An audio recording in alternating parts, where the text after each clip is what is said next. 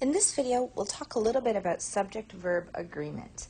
Now, subject-verb agreement seems pretty simple.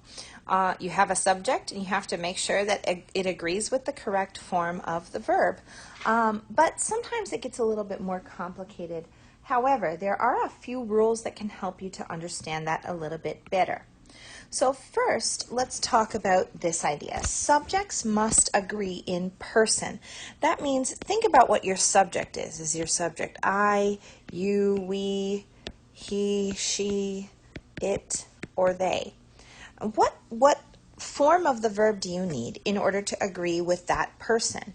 For example, if I use the be verb in the simple present tense, then I need to use am for I, are for you, are for we, are for they. If it's he, she, or it, then I need to use is. If it's past tense, I need to use was here and was here.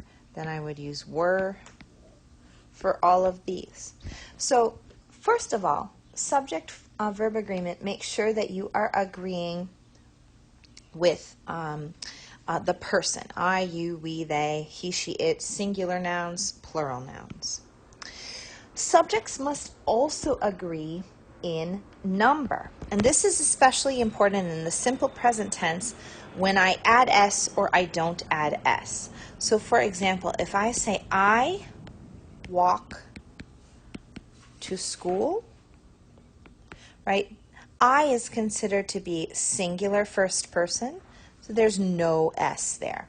But if I use the singular third person, she, now I have to use that S. She walks to school.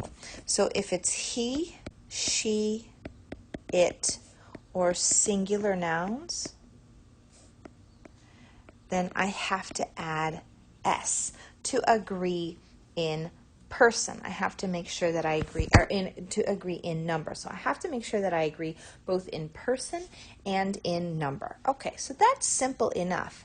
But sometimes it's hard to tell what your subject is. So here's a few rules that can help you.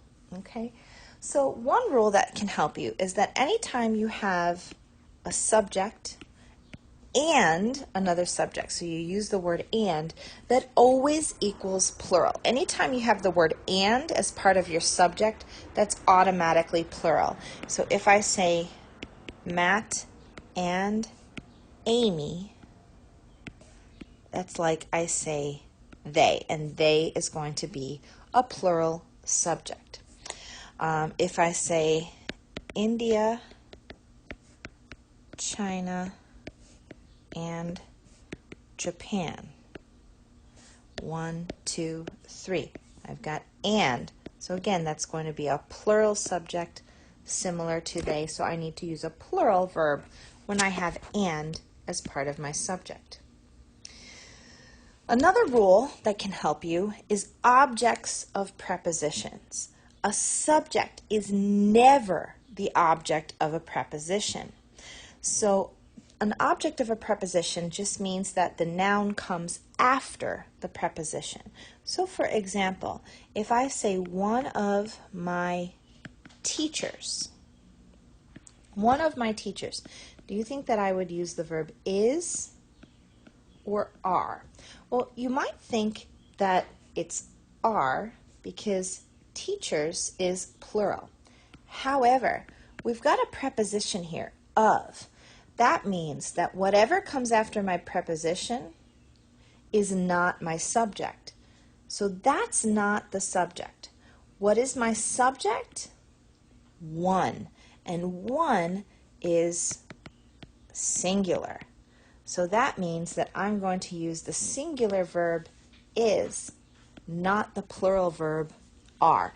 Pay attention to that. If a noun comes after a preposition, it is not the subject of your sentence. Another special rule is with none, neither, and either. None, neither, and either. These are always going to be singular. The way that you can kind of think of it is like this. None is like saying not one, right?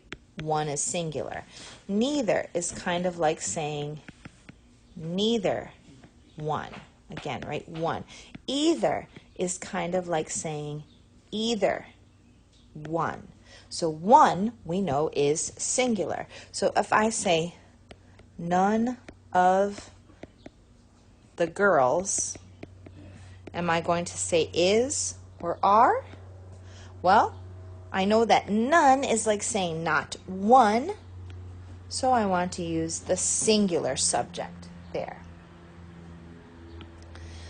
Another tricky rule is when we have there is and there are. Most of the time in English, the subject comes before the verb. However, when we use the phrases there is and there are, the subject actually comes after the verb. And that's where we need to look for agreement. So if I say something like, there blank a slice of pizza on the table, okay, I'm going to look for my subject and I'm going to see here it's slice, singular, so I want to use a singular verb here, is. Okay, what if I said something like this? There blank 3 donuts in the box. Okay, this time donuts, that's plural. I know that because there are 3, so I'm going to use the plural verb are. So if you have there is or there are, then make sure that you look after the verb for your agreement to see if it's singular or plural. And then finally, one last rule for subject-verb agreement is if your subject is a gerund or an infinitive. Sometimes we use verbs, words that look like verbs, but we actually use them as nouns, and they can be the subject of our sentence. If the verb has ing and it's being used as a noun, it's called a gerund. If the verb has to in front of it, it's called an infinitive. And both of those use the singular form of the verb. So for example, I might say something like swimming,